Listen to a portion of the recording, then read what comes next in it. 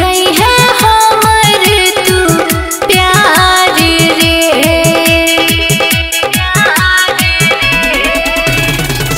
होई छै बियाह हमर सुन रे मजनुआ, भूल जाई है हमर तू प्यार रे।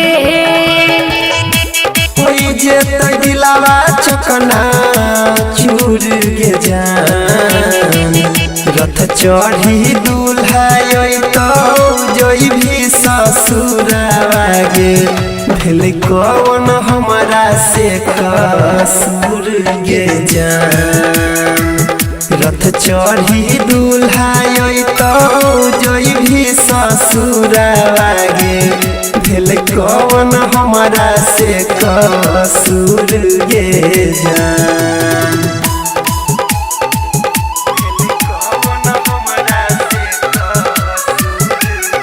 डीजे रंजन बिस्फी।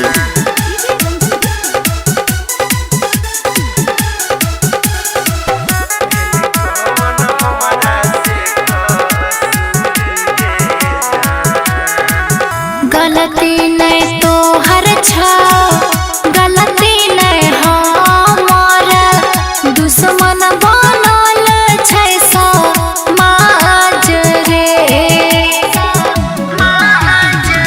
छिए मजबूर हम सुन रे मजनुआ, राखे पड़ले पापा के पगड़ी के लाज रे। चल जइभी छोड़ी के हमके दूर गे जान, रथ चढ़ी दूल्हा तो जइभी ससुरावा गे, भेल कौन हमारा से कसूर गे जान। रथ चढ़ी दूल्हा तो जइभी ससुरावा गे, भेल कौन हमारा से कसूर गे जान।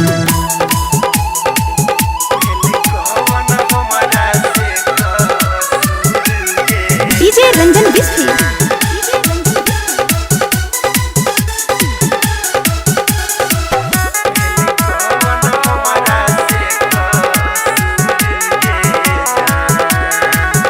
अगला जन्म जब देता विधाता, कहिए ने तोरे ने हमर नाता।